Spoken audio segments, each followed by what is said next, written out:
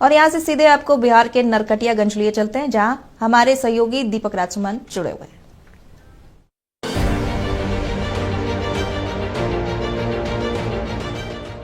देखिए, बिहार का चुनाव की सरगर्मी तेज है और अगर बात करें बिहार चुनाव के 243 सीटों में 121 सीटों पर मतदान जो है संपन्न हो चुके हैं। अब दूसरे चरण की बारी है और दूसरे चरण की अगर बात करें तो सरगर्मी तेज है और इसी कड़ी में हम पश्चिमी चंपारण पहुंचे हैं। नरकटियागंज विधानसभा सीट, यहाँ पे महत्वपूर्ण लड़ाई है। संजय पांडे जी बीजेपी से उम्मीदवार हैं एनडीए के तरफ से। आज पूरा दिन सरगर्मी वाला रहा है। पवन सिंह भी आए और पूर्व केंद्रीय मंत्री अश्विनी कुमार चौबे जी हमारे साथ हैं, उनसे समझ लेते हैं इस बार सियासी समीकरण क्या लग रहा है सर नरकटियागंज में। भाई मुझे लग रहा है नरकटियागंज में, पश्चिमी चंपारण और पूरे बिहार का बता दीजिए। अरे भाई नरकटियागंज में तो जो स्थिति मैं देख रहा हूँ, मैं आज दिन भर इसी क्षेत्र में लगभग रहा, पूरा बगहा बेतिया का, तो मुझे लग रहा है कि नरकटियागंज में आम जनता कह रही कि चुनाव वो थोड़े लड़ रहे हैं, संजय पांडे चुनाव नहीं लड़ रहे हैं, हम लोग लड़ रहे हैं। ये नौजवानों में उत्साह, और मैंने देखा घर घर में जो है, जहाँ जहाँ गया, जिस परिवार में गया, जिस गांव में गया, वहाँ संजय जी को एक समर्पित कार्यकर्ता के नाते, एक ऐसा कार्यकर्ता जिसने समर्पण भाव से पार्टी के लिए काम किया, दो बार जिला अध्यक्ष रहे, ऐसे संगठन के कुशल कार्यकर्ता, देर से ही सही लेकिन पार्टी ने उचित सम्मान देने का काम किया है और मुझे विश्वास है अप्रत्याशित विजय होगा। यहाँ से तो इनका विजय श्री सुनिश्चित है।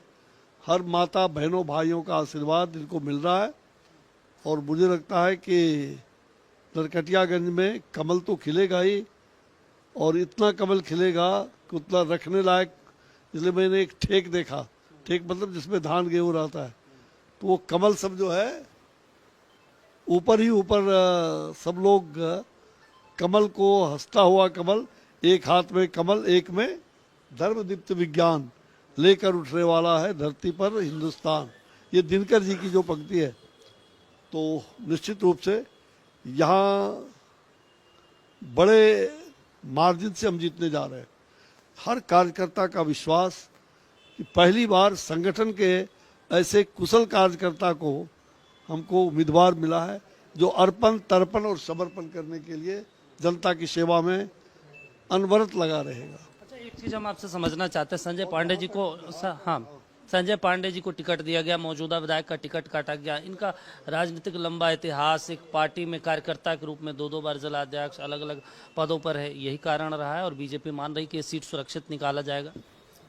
निश्चित रूप से देखो, जो हमारी श्रीमती रश्मि वर्मा जी हैं, वो भी काफ़ी, उन्होंने दो बार वो विधायक रही।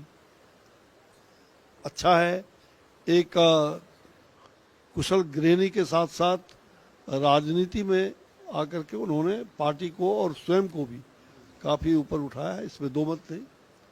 अब पार्टी समय पर कोई भी मतलब किसी को भी आगे लाया जा सकता है, तो आज वो हैं, वो मिल करके उनको जिताने में लगे हुए हैं। रश्मि जी ने अपना नॉमिनेशन वापस करके और संजय जी को पूरा प्यार से, स्नेह से इनके प्रति वो लगे हैं। कभी संजय जी उनके प्रति लगे रहते थे, उनके विजय बनाने में अनेकों बार योगदान रहा, तो इसमें कहीं दो मत नहीं। अच्छा, एक चीज और हम आपसे समझना चाहते हैं, नरकटियागंज इस बार थोड़ा सा आसान हो गया बीजेपी के लिए, क्योंकि महागठबंधन में फ्रेंडली फाइट है यहाँ। देखिए, वो फ्रेंडली फाइट और जो भी फाइट है, फ्रेंडली फाइट नहीं है, वो क्या कह सकते हैं, बड़े चालाकी से उन्होंने चुनाव लड़ने का जो तय किया है कांग्रेस और राजद ने, तो कांग्रेस को उन्होंने वोटकटवा बना दिया है राजद ने। तो ये वोटकटवा पार्टी के रूप में कांग्रेस यहाँ काम कर रहे हैं। मुझे प्रसन्नता होती कि कांग्रेस का ही उम्मीदवार यहाँ बनता, तो एक अच्छी बात थी कि हाँ भाई कांग्रेस के उम्मीदवार है। तो कांग्रेस को राजद, जब राहुल गांधी का ही फोटो गायब है, तो यहाँ के उम्मीदवार का क्या हश्र होगा कांग्रेस का? भाई बेचारा वो, मैं समझता हूँ कि वो भी परिवार का लड़का है, अच्छा लड़का है, लेकिन उसको आज भी मौका है। क्यों इस चक्कर में पड़े हैं वोट कटवा बनवाने में? हाँ? अपने वोट को कोई भी इधर उधर बर्बाद नहीं करने जा रहा है। सारा का सारा वोट, हर परिवार, अपने हर समाज का वोट इन्हें मिलेगा। मैंने आज अपील भी किया है, गांव गांव में मैंने देखा है, उनके सगे संबंधी भी जो हैं वो कह रहे हैं, मैं अभी गया था उनके कई सगे संबंधियों के घर पर गया था, उन्होंने कहा कि नहीं, हम लोग किसी हालत वोट बर्बाद नहीं करने वाले। तेजस्वी यादव आरोप लगा रहे हैं कि बीजेपी मुद्दाविहीन है, इस बार 14 तारीख को इतिहास बदलने वाली है। आप पूर्व केंद्रीय मंत्री रह चुके हैं, लंबा राजनीतिक अनुभव। तेजस्वी यादव अगर मुद्दा का, वो कह रहे हैं, बताइए, आप तो गाना पे आप लोग अब कमेंट सुनो, उनको मुद्दा का अर्थ मालूम है? उनको पूछो आप, वो मुद्दा का सही अर्थ बता दे, मुद्दा क्या होता है, तो मैं मान जाऊंगा कि तो वो राजनीतिक है। मैं खुले रूप से कह रहा हूं, वो बता दे बालक के मुद्दा का अर्थ क्या होता है। वो भारतीय जनता पार्टी मुद्दाहीन है, तो वो मुद्दा का अर्थ क्या होता है? भ्रष्टाचार। मुद्दा का अर्थ होता है दुराचार। मुद्दा का अर्थ क्या होता है? दुराचार, अत्याचार, व्यभिचार, नरसंहार। क्या मुद्दा का यही अर्थ होता है? अगर वैसा ही अर्थ लेकर के तुम चले हो, जो समाज के अंदर, राज्य के अंदर वंशवाद को पालन करना है, भले कहते हैं रोजगार देंगे, रोजगार क्या दोगे, नौकरी क्या दोगे? अभी गोपालगंज के एक जिला का सैकड़ों लोगों का नौकरी के बदले जमीन ले लिया है, और आप जमानत पर हो, पूरा खानदान जमानत पर है। तो ये जमानत पर जाने वाला, ये नो रोजगार और नो नौकरी की बात तो दूर जाए, और अपना घोषणा पर घोषणा कर रहा है। क्या वो मुद्दा है क्या? 18 तारीख और कौन तारीख और तिला संक्रांत, ये नौकरी, ये रोजगार, ये सारे के सारे मुंगेरी लाल के हसीन सपने ही रहेंगे। और ये खानदानवाद नहीं चलने वाला है। ये एक खानदान का आदमी पूरा बिहार पर भ्रष्टाचार का साम्राज्य स्थापित करना चाहता है। मुझे तो लगता है कि अपराध को, आज मैं आ रहा था, आज दो अपहरण, जिनको 2 लोग मिले, मैंने उसका रिलीज कराया, आपको भी दूंगा।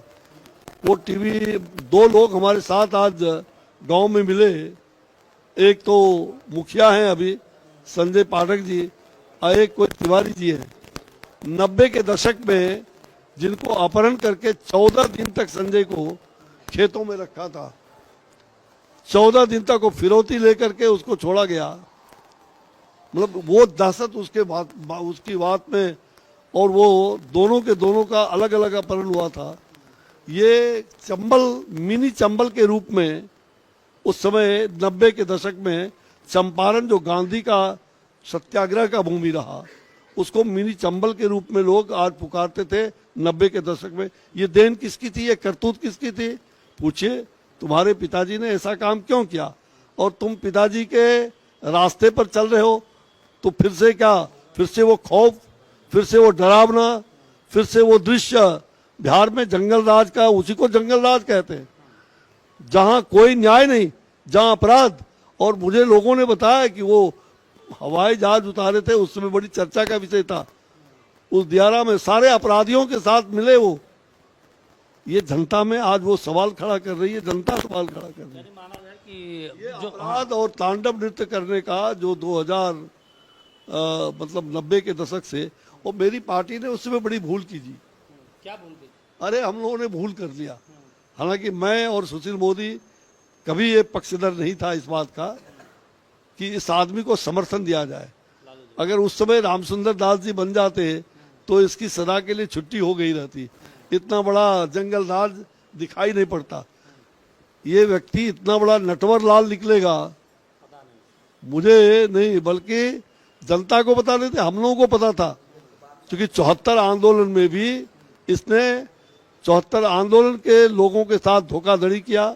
आंदोलन के कालखंड में जेपी के घर पर इनको निकाल दिया गया था बैठक से कि 1 लाख कूपन का हिसाब, जो 1 लाख कूपन मिला था सब संगठन को, छात्र संगठनों को, उसका हिसाब आज तक नहीं दिया। जेपी की आत्मा आज भी रो रही होगी कि कहां से ये नटवर लाल को हमने उनको निकाल दिया कि भ्रष्टाचार के खिलाफ नारा लगाते हो, भ्रष्टाचार के खिलाफ आंदोलन करना है कांग्रेस के खिलाफ।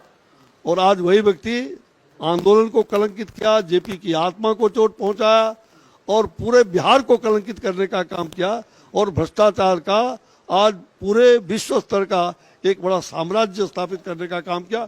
और ये अपराध, भ्रष्टाचार, दुराचार ये मुंगेरी लाल का हसीन सपना बनकर रहेगा।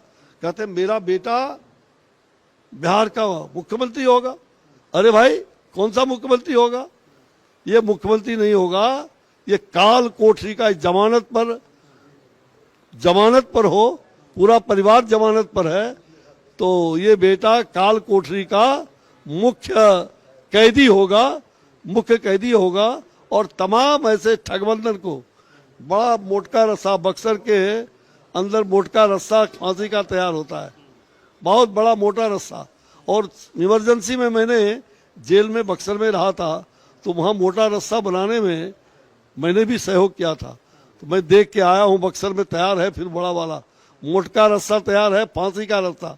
उसी फांसी के रस्से पर बिहार की जनता 14 तारीख को फांसी लगा करके इनको सूली पर चढ़ाने का, ताकि इनका ठगी, अब बिहार को ठगने का काम कोई ना करे तो इनको उसी दिन फांसी लगा करके इस ठगबंधन को बिहार की जनता सदा सदा के लिए तय कर लेगी, तमाम कर देगी। कितना सीट मान रहे हैं आखिरी सवाल? भाई एनडीए का सही बात जानना चाह रहे हो? अभी तो पहला चरण में आप देखो आजादी के बाद 65% मतदान हुआ और महिलाओं ने तो जम के मतदान किया है।